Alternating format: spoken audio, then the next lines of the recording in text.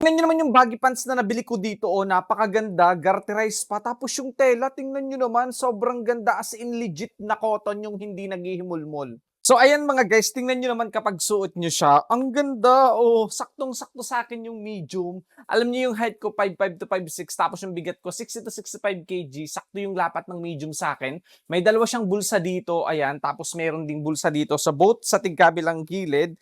And look naman mga guys, garterized, so hindi mo na kailangan mag-belt. Tapos may tali pa siya dito, oh.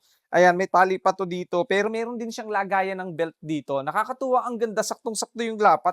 Kaya kung mahilig kayo sa mga baggy pants, sa mga ganitong pants, naku mga guys, sobrang mura ko lang 'to nabili. Ang ganda ng quality ng tela niya, yun yung nagustuhan ko. Tingnan niyo naman, oh. 'Di ba legit na cotton siya, tapos hindi siya yung tipong naghihimulmul na tela. Hindi siya yung mukhang putyo-putyo. Nakakatuwa, sobrang mura lang ng pants na 'to.